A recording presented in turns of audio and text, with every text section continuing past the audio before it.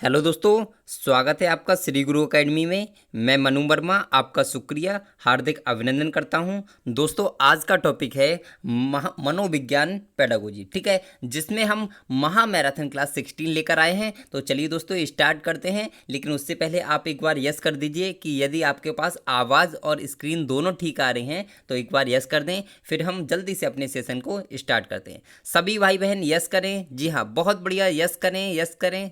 जी हाँ, चलिए स्टार्ट करते हैं आज का सेशन।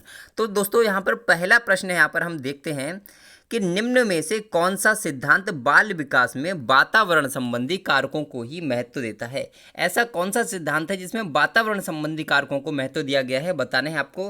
विकास क्रम की एकरूपता का सिद्धांत, सामाजिक अधिगम सिद्धांत, निरंतरता का सिद्धांत, परस्पर संबंध का सिद्धांत। बताइए इस प्रश्न का आंसर क्या होगा। जी हाँ, सभी भाई बहन कमेंट करें इस प्रश्न का आंसर क्या होगा। दोस्तों, आप सभी को पता है कि कल से मेरी थोड़ी सी तबीयत सही नहीं है, तो यदि आपको वॉल्यूम में कोई डिफरेंस दिखता है या फिर आपको स्लो आवाज़ आती है तो थोड़ा सा मैनेज करने की कोशिश करें। लेकिन आवाज़ स्लो हो सकती है लेकिन क्वेश्चन स्लो नहीं होंगे, ठीक है। क्वेश्चन आपके एकदम से सॉलिड क्वेश्चंस लेकर आऊँगा जो आपके सीटेट के लिए मोस्ट इंपॉर्टेंट होंगे, ठीक है। अब हम बात करते हैं इस प्रश्न की, तो इसका उत्तर क्या होगा। तो आप जानते हैं सभी लोग, option number B is right answer, सामाजिक अधिगम सिद्धांत। और ये किसने दिया, तो अल्बर्ट बांडुरा जी ने दिया था, ठीक है। अब क्वेश्चन आता है, अल्बर्ट बांडुरा ने जो प्रयोग किया था, किस पर प्रयोग किया, तो अल्बर्ट बांडुरा ने दो चीज़ों पर प्रयोग किया था। पहला निर्जीव गुड़िया पर प्रयोग किया, दूसरा सजीव जोकर पर प्रयोग किया था। एकदम से आप लोगों को समझ में आ गया होगा, आप सभी लोग भली भांति जानते हैं। अब अगला प्रश्न है कि पियाजे के अनुसार कोई बच्चा किस अवस्था में अपने परिवेश की वस्तुओं को पहचानने एवं उनमें विभेद करने लगता है, यानी कि अंतर करने लगता है, ये आपको बताना है किस अवस्था में। इंद्रिय जनित गामक अवस्था, पूर्व संक्रियात्मक अवस्था, मूर्त संक्रियात्मक अवस्था या फिर अमूर्त संक्रियात्मक अवस्था। बताइए इस प्रश्न का आंसर क्या होगा दोस्तों। इस प्रश्न का आंसर क्या होगा आप सभी लोगों को बताना है, ठीक है। बताइए इस प्रश्न का आंसर। बहुत बढ़िया दोस्तों, आप सभी लोग जानते हैं इस प्रश्न का आंसर क्या होगा।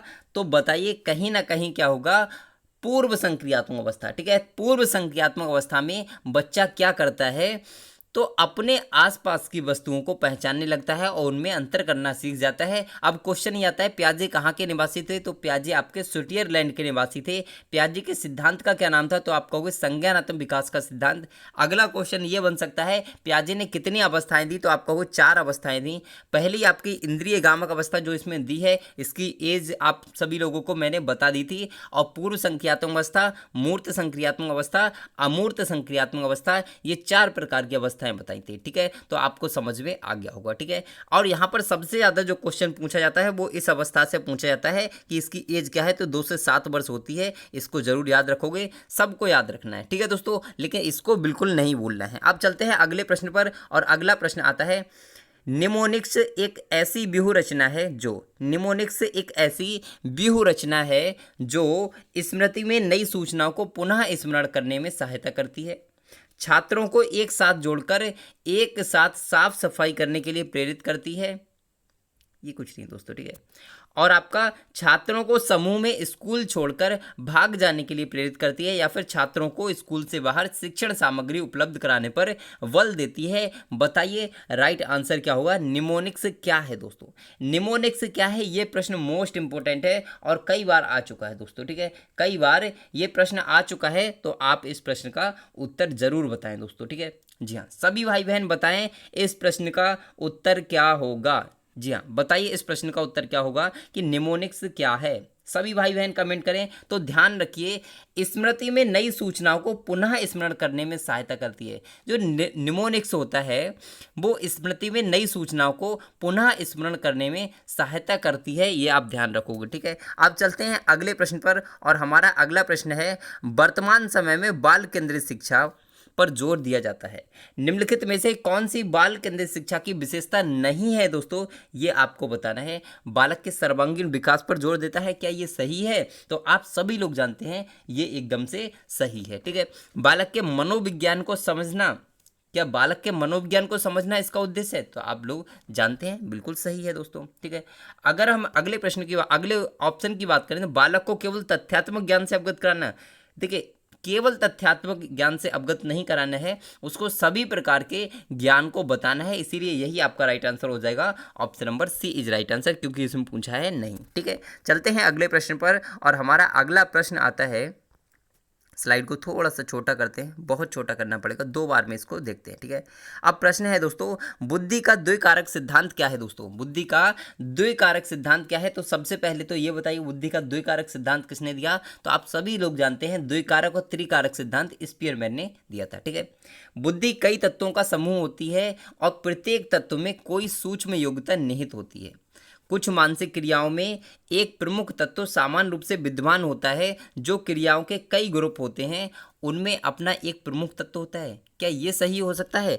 अगले 2 ऑप्शंस हम देख लेते हैं। व्यक्ति का बौद्धिक व्यवहार अनेक स्वतंत्र योग्यताओं पर निर्भर करता है, किंतु इन स्वतंत्र योग्यताओं का क्षेत्र सीमित हो सकता है। क्या ये हो सकता है? या फिर सभी प्रकार के मानसिक कार्यों में 2 प्रकार की मानसिक योग्यता की आवश्यकता होती है। प्रथम सामान्य मानसिक योग्यता, द्वितीय विशिष्ट योग्यता मानसिक योग्यता है। बताइए दोस्तों क्या हो सकता है इस प्रश्न का आंसर। थोड़ा सा प्रश्न काफ़ी लेंथी है, जो आपके सीटेट के लिए मोस्ट इंपॉर्टेंट है। सीटेट के लिए मोस्ट इंपॉर्टेंट है दोस्तों, इसके लिए मोस्ट इंपॉर्टेंट लगा लीजिए। ठीक है, इस प्रश्न के उत्तर दोस्तों बताइए आप सभी लोग, क्या हो सकता है इस प्रश्न का उत्तर। जी हाँ, सभी लोग बताएं इस प्रश्न का उत्तर क्या हो सकता है। तो ध्यान रखिए, इस प्रश्न का आपका जो उत्तर होगा वो बुद्धि कई तत्वों का समूह होती है और प्रत्येक तत्व में कोई सूक्ष्म योग्यता होती है। ये द्विकारक सिद्धांत में नहीं बताया गया था। ठीक है, बहुत प्रकार की नहीं बताई गई थी, ये आप जानते हैं। ठीक है, 2 प्रकार के ही बताया गया था। अगर इसके राइट आंसर तो आप सभी लोग जानते हैं, 2 तत्व की बात हो रही है, यानी कि 2 कारक की बात हो रही है, तो 2 ही प्रकार की होगी। Option number D is right answer, एकदम से सही है सभी लोगों का। चलते हैं अगले प्रश्न पर। और हमारा अगला प्रश्न आता है दोस्तों, आप किसी नई कक्षा में गणित के शिक्षक के रूप में जाते हैं। आपको एक सफल एवं प्रभावी शिक्षण के लिए निम्नलिखित में से क्या आवश्यक है। दोस्तों बताइए, व्यक्तिगत विभिन्नताओं का ज्ञान होना, अपने वेतन का ज्ञान, सहकर्मी की योग्यताओं का ज्ञान, या फिर इन सभी का ज्ञान होना चाहिए। बताइए इस प्रश्न का उत्तर क्या हो सकता है। जी हाँ, क्या इसमें सभी का हो सकता है। तो दोस्तों ध्यान रखिए, हमेशा आपका सही जो जहां पर भी सभी दिया होगा वो सही नहीं होता, हमेशा सही नहीं होता, इस चीज़ को ध्यान रखिए। तो यहाँ पर आपका जो राइट आंसर होगा ऑप्शन नंबर फर्स्ट होगा, क्योंकि जो शिक्षक है उसको व्यक्तिगत विभिन्नताओं का ज्ञान होना चाहिए। किस बच्चे को कितना सिखाना है, किस टाइप से सिखाना है, ये सब उसको आना चाहिए। ठीक है, वही अच्छा शिक्षक है। अब दोस्तों अगले प्रश्न पर चलते हैं।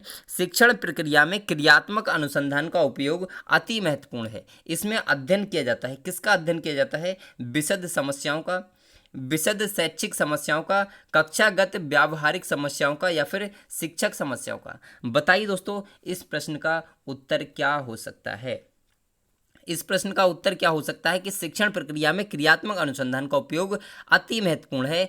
इसमें कक्षागत व्यवहारिक समस्याओं का अध्ययन किया जाता है। एकदम से सही है, आप सभी लोगों का सही है दोस्तों। और एकदम से मज़ा आ गया हो तो एक बार लाइक कर सकते हैं, क्योंकि आपको पता है मतलब तबीयत सही ना होने पर भी मैं आप सभी के लिए कितना अच्छा मैटर प्रोवाइड करा रहा हूँ। ठीक है, तो आप लाइक तो कर ही सकते हैं। अब बात करते हैं, प्राथमिक कक्षाओं में किस प्रकार के शिक्षार्थियों को हस्तशिल्प की शिक्षा देना उपयुक्त है। दोस्तों आप बताइए, सामान्य शिक्षार्थियों को, पिछड़े शिक्षार्थियों को, मंदबुद्धि शिक्षार्थियों को, या फिर प्रतिभाशाली शिक्षार्थियों को। बताइए राइट आंसर क्या हो सकता है। जी हाँ, सभी भाई बहन कमेंट करें, प्राथमिक कक्षाओं में किस प्रकार के शिक्षार्थियों को हस्तशिल्प की शिक्षा देनी चाहिए। एकदम से बहुत ही अच्छा प्रश्न है दोस्तों, तो ध्यान रखिए, क्या मंदबुद्धि शिक्षार्थियों को देनी चाहिए? क्या हो सकता है? तो गलत होगा। प्रतिभाशाली भी नहीं होगा और आपका सामान्य भी नहीं होगा, पिछड़े शिक्षार्थियों को हस्तशिल्प की शिक्षा देनी चाहिए। एकदम से राइट आंसर हो जाएगा। चलते हैं अगले प्रश्न पर। और हमारा अगला प्रश्न है, समावेशी शिक्षा में निहितार्थ है क्या। दोस्तों सामान्यीकरण, असमायोजन, संस्थायुक्त शिक्षा, या फिर विभाजन। बताइए इस प्रश्न का उत्तर क्या हो सकता है। तो कहीं ना कहीं आप सभी लोग जानते हैं, समावेशी शिक्षा में क्या है, असमायोजन तो नहीं होगा। संस्थायुक्त कोई संस्था बनाई जाती है क्या, नहीं होगा। विभाजन नहीं किया जाता है। सामान्यीकरण, एकदम से राइट आंसर हो जाएगा, option number first is right answer. एकदम से नए प्रश्न हैं दोस्तों, जो आपके सीटेट के लिए बहुत इंपॉर्टेंट हैं। और दोस्तों वीडियो अच्छी लग रही तो एक बार लाइक कर दें, सभी भाई बहन लाइक करें, लाइक करें, लाइक करें। जी हाँ, निम्न में से किसने नैतिक वृद्धि की 3 अवस्थाओं तथा 6 चरणों की अवधारणा प्रस्तुत की है। कोहलबर्ग ने, पियाजे ने, एरिक्सन ने, स्किनर ने। बताइए दोस्तों इस प्रश्न का उत्तर क्या हो सकता है कि निम्न में से किसने नैतिक वृद्धि की 3 अवस्थाओं का 6 चरणों की अवस्था प्रस्तुत की है? बताइए। क्या कोहलबर्ग, पियाजे, तो आप सभी लोग जानते हैं दोस्तों पियाजे ने कितनी अवस्थाएं दी थी, तो आप कहोगे 4 अवस्थाएं दी थी, ठीक है। एरिक्सन ने इन्होंने शायद मुझे एग्जैक्टली ध्यान नहीं आ रहा, जहाँ 7 प्रकार की मतलब इन्होंने अपने सिद्धांत में स्तर बताए थे, ठीक है, 7 स्तर बताए थे। स्किनर ने क्रिया प्रसूत अनुबंधन का सिद्धांत दिया था, चूहे पर प्रयोग किया था, लेकिन कोहलबर्ग ने आपका 6 चरणें बताए थे और 3 अवस्थाएं बताई थी। 3 अवस्थाओं में से प्रत्येक अवस्था को दो उप अवस्थाओं में बांटा था। इस प्रकार से 6 चरण प्रस्तुत किए थे, ठीक है। एकदम से समझ में आ गया होगा। चलते हैं अगले प्रश्न पर और हमारा अगला प्रश्न आता है स्कूल समुदाय की एक मिनट रुकिए दोस्तों। स्कूल समुदाय की स्कूल शिक्षक की यहाँ पे क्या हो रहा है, डबल हो गया। स्कूल समुदाय की स्कूल शिक्षक की, ये काट देते हैं, ठीक है। शिक्षक बच्चों की शिक्षक अभिभावक की सफल एवं आदर्श अधिगम का मुख्य आधार क्या है? यहाँ पे आपको समझना ये है, थोड़ा सा क्वेश्चन थोड़ा सा मिस हो गया है, तो आप मेरे शब्दों पर ध्यान दीजिए कि एक स्कूल समुदाय है, उसमें स्कूल और शिक्षक की, बच्चों और शिक्षक की, शिक्षक और अभिभावक की सफल एवं आदर्श अधिगम का मुख्य आधार क्या हो सकता है? क्या उपयोगिता, सहभागिता, अभिप्रेरणा या योजना? बताइए दोस्तों इस प्रश्न का आंसर क्या हो सकता है? तो कहीं ना कहीं आप सभी लोग जानते हैं इस प्रश्न का उत्तर क्या होगा। कुछ भाई बहन इसमें कंफ्यूज भी हो सकते हैं, तो कंफ्यूज नहीं होना है दोस्तों। इस प्रश्न का उत्तर हो जाएगा अभिप्रेरणा हो सकता है क्या? तो गलत हो जाएगा दोस्तों, ध्यान रखिए, option number B is right answer. बच्चों की क्या करना है? सहायता करना है दोस्तों, यानी कि सहभागिता बहुत जरूरी है। जब वो क्या करेंगे, किसी भी कार्य में सहयोग करेंगे, सहभागिता करेंगे, तभी वो सीख सकते हैं, ठीक है। अब चलते हैं अगले प्रश्न पर और हमारा अगला प्रश्न है दोस्तों, स्लाइड को थोड़ा सा छोटा करते हैं जिससे कि आपको पूरा प्रश्न दिखता है। जी हाँ, स्व आकलन एवं प्रतिपुष्टि के लिए आवश्यक है, क्या आवश्यक है? केवल अधिगम के परिणाम का आकलन हो, ना कि अनुभवों का। रिपोर्ट कार्ड शिक्षार्थियों का समावेशी दृष्टिकोण प्रस्तुत ना करते हों, क्या ये हो सकता है? शिक्षार्थियों को ऐसे अनुभव दें जो उनमें संज्ञानात्मक गुणों का विकास करते हैं, या फिर शिक्षार्थियों के साथ अध्यापक कोई अंतःक्रिया ना करने को महत्व दे? क्या हो सकता है आपके प्रश्न का आंसर? जी हाँ, जल्दी से सभी भाई बहन कमेंट करें। बहुत बढ़िया दोस्तों, एकदम से बढ़िया। जय हिंद, जय हिंद दोस्तों। बताइए इस प्रश्न का उत्तर क्या हो सकता है? तो इस प्रश्न का उत्तर कहीं ना कहीं क्या होगा, तो आप सभी लोग जानते हैं, जहां पर केवल आएगा उसको तो आप तुरंत काट देंगे, ठीक है। रिपोर्ट कार्ड शिक्षार्थियों का समावेशी दृष्टिकोण ना करते हों, क्या ये हो सकता है? नहीं होगा दोस्तों, option number C is right answer. शिक्षार्थियों के को ऐसे अनुभव दें जो उनमें संज्ञानात्मक गुणों का विकास करें, option number C is right answer, एकदम से सही हो जाएगा, ठीक है। चलते हैं दोस्तों अगले प्रश्न पर और हमारा आज का अगला प्रश्न है, जब शिक्षक एवं शिक्षार्थी औपचारिक एवं अनौपचारिक रूप से अंतःक्रिया करते हैं, तो इस स्थिति में सीखने की प्रक्रिया कैसी चलती है? सतत रूप से, सामान्य रूप से, विभाजित रूप से, या फिर घर्षणात्मक रूप से? बताइए दोस्तों इस प्रश्न का उत्तर क्या हो सकता है? तो एकदम से आप सभी लोगों का सही होना चाहिए, किसी का गलत नहीं होना चाहिए। कि जब औपचारिक और अनौपचारिक रूप से अंतःक्रिया की जाती है शिक्षक एवं शिक्षार्थी के मध्य, ठीक है, तो सीखने की प्रक्रिया सतत रूप से चलती है, एकदम से सही है। Option number first is right answer, एकदम से सही हो जाएगा। आप सभी लोगों को प्रश्न कैसे लग रहे हैं एक बार कमेंट कर दीजिए। जी हाँ, सभी भाई बहन कमेंट करें आपको प्रश्न कैसे लग रहे हैं, और अच्छे लग रहे हों तो एक बार लाइक कर सकते हैं, लाइक कर सकते हैं दोस्तों। अब इस प्रश्न का उत्तर बताइए कि विकास की शैशवावस्था में सांवेगिक विकास का अध्ययन किया जाता है किस प्रकार के से? साक्षात्कार से, निरीक्षण द्वारा, अनुसंधान द्वारा, या फिर वैज्ञानिक तकनीक से? किस तरीके से दोस्तों विकास की शैशवावस्था में सांवेगिक विकास का अध्ययन किया जाता है? जल्दी से आप सभी लोग कमेंट कीजिएगा। जी हाँ, कमेंट करें दोस्तों, क्या हो सकता है आपका आंसर? तो बहुत बढ़िया दोस्तों, इसका आंसर हो जाएगा निरीक्षण से। आंसर क्या हो जाएगा? निरीक्षण से, यानी कि option number B is right answer, ठीक है, एकदम से सही हो जाएगा। आप सभी लोग समझ गए होंगे। अब चलते हैं अगले प्रश्न पर, और दोस्तों मैं आपसे रिक्वेस्ट करना चाहूँगा एक बार वीडियो को लाइक कर दें, क्योंकि लाइक करने से आप मुझे क्या होता है, मोटिवेशन प्राप्त होता है। मुझे ही नहीं, आप चाहे किसी से भी पढ़ेंगे, यदि आप लाइक करते हैं तो उन्हें कहीं ना कहीं बहुत मतलब उच्च लेवल का मोटिवेशन प्राप्त होता है। तो आप लाइक करके मुझे मोटिवेशन प्राप्त कर सकते हैं, ठीक है। प्रतिद्वंदात्मक समाजीकरण की अवस्था कहा जाता है? शैशवावस्था को, बाल्यावस्था को, किशोरावस्था को या फिर प्रौढ़ावस्था को? बताइए इस प्रश्न का उत्तर क्या हो सकता है। तो इस प्रश्न का उत्तर क्या होगा बताइए दोस्तों, प्रतिद्वंदात्मक समाजीकरण की अवस्था, यानी कि आपस में प्रतिद्वंदी हो जाते हैं एक दूसरे के। तो ध्यान रखिए इस प्रश्न का उत्तर क्या होगा, option number B is right answer. यानी कि बाल्यावस्था को प्रतिद्वंदात्मक समाजीकरण की अवस्था कहा जाता है। तो आप इस प्रश्न को बहुत अच्छे से समझ लीजिए, ठीक है। अगर हम बात करते हैं किशोरावस्था, तो स्टेनले हॉल ने क्या कहा था, आंधी तूफान तनाव की अवस्था किशोरावस्था को कहा था, ठीक है। तो आप इसको ध्यान रखिए। शैशवावस्था, बाल्यावस्था, किशोरावस्था, प्रौढ़ावस्था, एकदम से दोस्तों right answer option number B is right answer. अब दोस्तों इतना पढ़ने के बाद यदि आपको लगता हो कि हाँ कब वाकई में अच्छा है, तो आप चैनल को सब्सक्राइब कर सकते हैं, और यदि आपने सब्सक्राइब कर लिया है तो आप बेल आइकन को प्रेस कर सकते हैं, ठीक है, जिससे कि आपको नोटिफिकेशन प्राप्त होता रहेगा जब भी हमारी लाइव क्लास आएगी, ठीक है दोस्तों। अब यहाँ पर एक चीज़ मेरी सुन लीजिए, यहाँ पर आज का सेशन हम इतना ही रखेंगे क्योंकि तबीयत सही ना होने की वजह से ज़्यादा लंबा सेशन नहीं कर सकता दोस्तों, लेकिन आपके लिए कंटिन्यू मेहनत करूँगा, आप टेंशन मत लीजिए। बहुत जल्दी मैं स्वस्थ हो जाऊँगा और स्वस्थ होने के बाद आपके पास फिर से एक नई ऊर्जा के साथ आऊँगा, ठीक है दोस्तों। तो आज के लिए बस इतना ही रखते हैं, फिर मिलते हैं एक नेक्स्ट वीडियो में।